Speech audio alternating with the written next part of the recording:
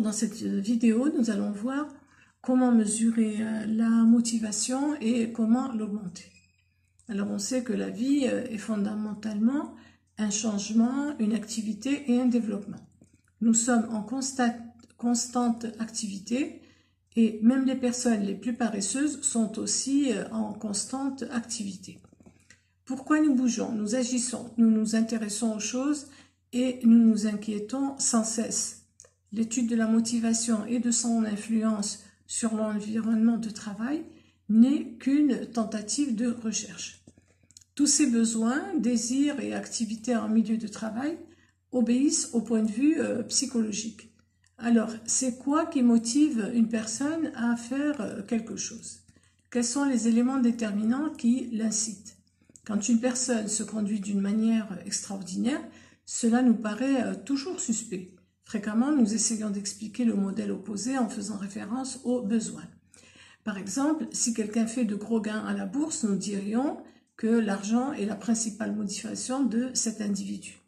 Il s'agit en fait d'étudier les pulsions, les tendances et les stimuli qui harcèlent notre vie et notre organisme et qui nous mènent, que nous voulions ou non, à l'action.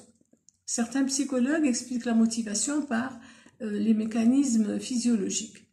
Des découvertes importantes ont permis de comprendre comment le cerveau contrôle l'action par certaines parties comme l'hypothalamus, le système activateur réticulaire ou le système limbique. D'autres psychologues cherchent les déterminants de l'action en termes de conduite et de comportement. Il faut noter que lorsque l'on parle de la conduite motivée, nous la différencions de la conduite instinctive. Alors qu'une conduite instinctive ne requiert pas de volonté de la part du sujet, la conduite motivée la requiert. Ainsi, il ne faut pas confondre la motivation avec les stimuli ni avec les instincts. Ces trois éléments nous poussent à agir, mais leur origine et leur fonction sont très différentes.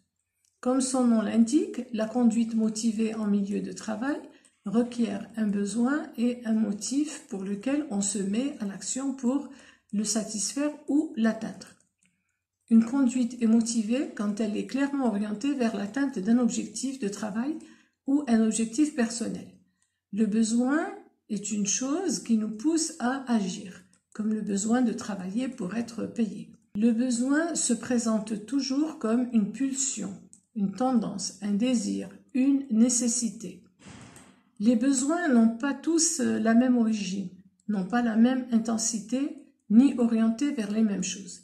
Cependant, nous pouvons dire que le champ de la motivation en milieu de travail touche la totalité du psychisme humain, comprenant une gamme très ample de mobiles qui incitent l'homme à agir et à se dépasser dans le travail. Ainsi, nous pouvons signaler des mobiles qui vont des pulsions les plus élémentaires comme la faim, le sommeil, le besoin de travailler, jusqu'aux pulsions les plus compliquées et les plus complexes comme peut l'être la pulsion ou le désir d'une personne à devenir ingénieur en télécommunications, journaliste ou professeur. Ainsi, nous avons vu que toute activité est motivée par quelque chose. Ce quelque chose est ce qui est appelé besoin. C'est ce qui nous pousse à l'action, à l'activité. Cette activité motivée est comme un circuit fermé dans lequel on peut distinguer trois étapes principales. Le besoin, la conduite motivée, la diminution ou la satisfaction du besoin. Concernant la réaction individuelle à l'environnement de travail, Lewin a tiré les conclusions suivantes. Premièrement, la motivation dépend de la perception subjective individuelle sur la relation avec son environnement.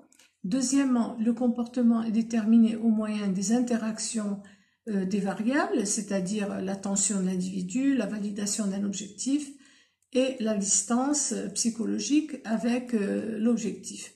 Troisièmement, les êtres humains agissent dans un champ de force qui influence la conduite, à l'égal des forces d'un champ magnétique.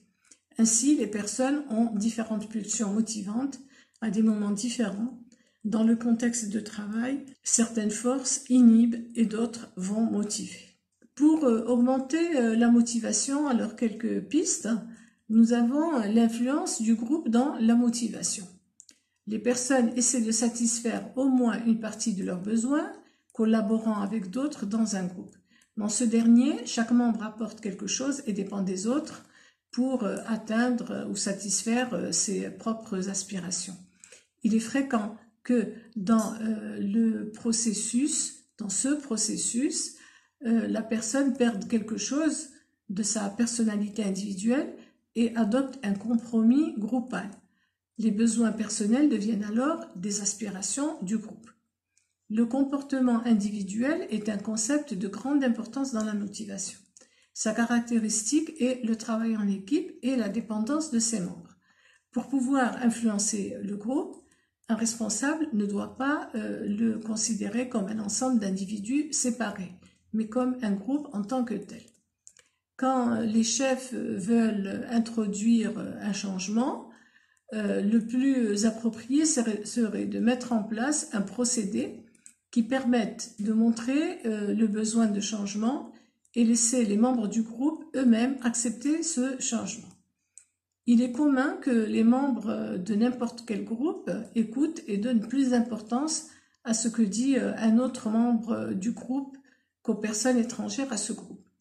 Quand il s'agit du groupe, on doit tenir compte de certains éléments pour pouvoir avoir une motivation. D'abord, savoir qui mettre dans tel groupe. Deuxièmement, déplacer un membre qui ne s'est pas adapté dans ce groupe. Puis, reconnaître une mauvaise situation groupale. Alors, les diverses recherches réalisées ont montré que la satisfaction des aspirations est maximisée quand les personnes sont libres de choisir leur groupe de travail. De même, les satisfactions de travail de chaque membre augmentent dans ces conditions. On travaille mieux quand on a de l'estime pour ses collègues, quand on choisit avec qui collaborer. Dans ce cas, les ajustements du comportement sont relativement petits. Puis nous avons l'importance du responsable dans la motivation. Plusieurs choses peuvent être entreprises par un responsable pour motiver les travailleurs de son équipe. D'abord, rendre le travail intéressant. Le responsable doit faire une analyse minutieuse de la charge de travail qu'il a sous son contrôle. Il ne doit pas oublier de se poser constamment la question « Comment enrichir cette charge de travail pour la rendre intéressante ?» Il est difficile d'attendre un accomplissement satisfaisant des tâches quand le travail est routinier. Il est très commun de nous trouver face à des personnes qui, en exécutant constamment la même simple opération, deviennent rapidement apathiques et s'ennuient.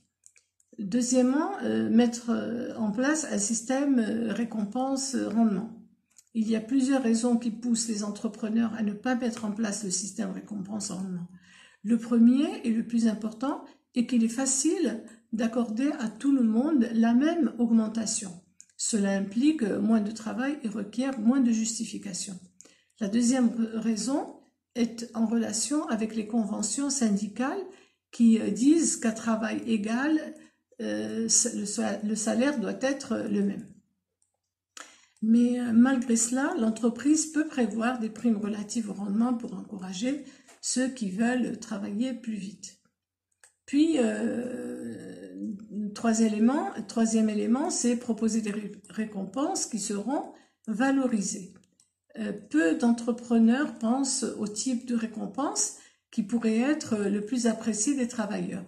Ils pensent souvent que l'argent est l'unique récompense dont ils disposent. Il y a en fait beaucoup d'autres types de récompenses qui pourraient être appréciées. Puis, le quatrième point, donc, c'est traiter les employés comme des personnes. Il est important que les travailleurs soient traités comme des personnes, car dans ce monde impersonnel, il y a une tendance croissante à traiter les employés comme des chiffres ou comme des machines, ou comme un simple membre du groupe. Alors, chaque employé aime être traité comme un individu. Donc ça, nous l'avons déjà vu dans une vidéo antérieure.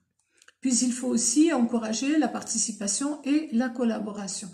Les bénéfices de la motivation qui découlent de la sincère participation de l'employé sont sans aucun doute très élevés. Cependant, il y a beaucoup de superviseurs qui font très peu pour encourager la participation des travailleurs.